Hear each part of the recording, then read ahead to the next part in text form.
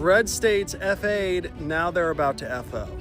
72 million Americans depend on Medicaid, many of which are children and the elderly. Now, to fund his tax cuts for the wealthiest Americans, he is now asking his cult members in Congress to cut $880 billion out of Medicaid.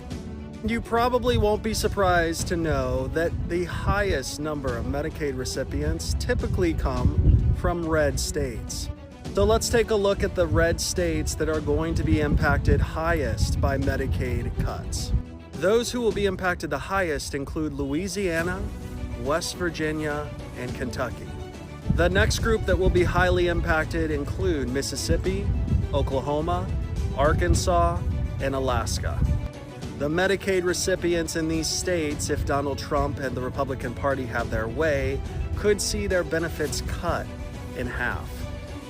FA, FO.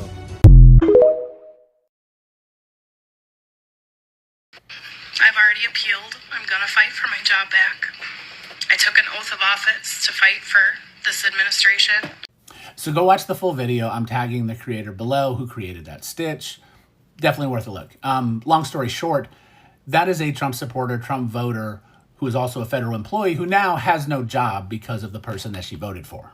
And I just wanted to hit on this misconception that this young woman apparently has. She says, I took an oath to defend this administration. No, you didn't. No federal oath is specific to an administration. The oath that you took was to protect and defend the Constitution of the United States. That's your federal oath. The fact that and I'm sure she does, absolutely believes that she has sworn fealty to this administration is a fucking problem. And yeah, it's hard to feel sorry for that. Or, on the other hand, did she recently swear some new oath to the administration? Because I haven't heard about that. That would be an even bigger problem. Donald Trump just held a press conference in the Oval Office, and let me say this, I think it's 25th Amendment time. This was one of the most psychotic things I've ever watched. So Donald Trump is asked to clarify what his expectations are with respect to the email that Elon Musk sent to all federal employees, telling them to justify why they should still be employed in the federal government with 5 things that they did. Even the cabinet members who oversee those federal employees told a lot of them, you don't need to respond. But Donald Trump here says what he's trying to do is determine if people exist, and if you don't respond, you'll get fired. Here, play this clip. Mr. President, can you clarify, hopefully once and for all, what your expectations are with this email to federal employees? What are you going to use that information for? And do you see it as voluntary, like OPM has said, or mandatory? Yeah, well, it's somewhat voluntary, but it's also if you don't answer, I guess you get fired. What it really what it is do people exist?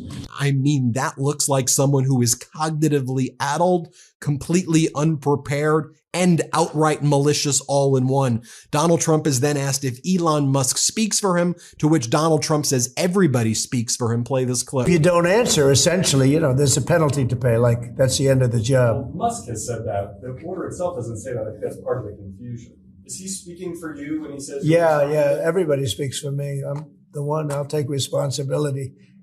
The old statement, the buck stops here, right? Famous statement. Well, I can say the same thing. The buck stops here. Donald Trump announces a new program that he's announcing. He's going to get rid of existing immigration processes, and he's coming out with something that he calls the Trump Gold Card, where you pay millions of dollars and then you get citizenship into the United States. The Trump Gold Card, and he says it's open to the Russian oligarchs. I'm not making this up. Play this. Go down to nothing. Would a Russian oligarch be eligible for a gold card? Yeah, possibly. Hey, I know some Russian oligarchs that are very nice people. It's possible.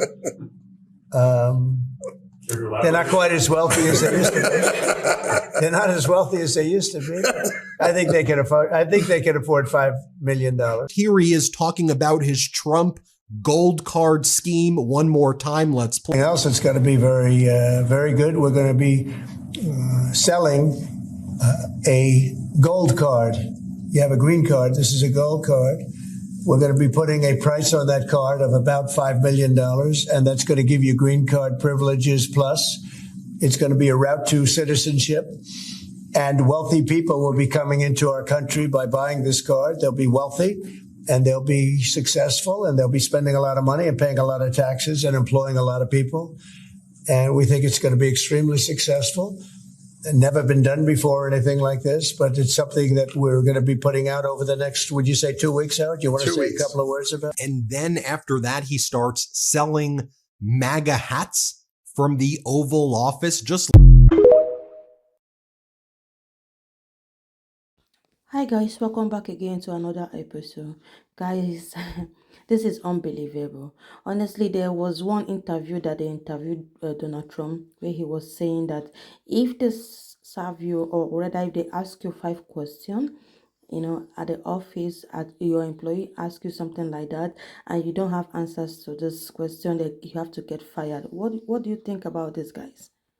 I mean, guys, this interview is not necessary to me, because how can you tell me that I will get fired because of some silly question? I mean, Donald Trump is just making things difficult for people. Honestly, this is not the issue. Why should you do that? I mean, I don't get it. I don't understand. Let me know what you think, guys.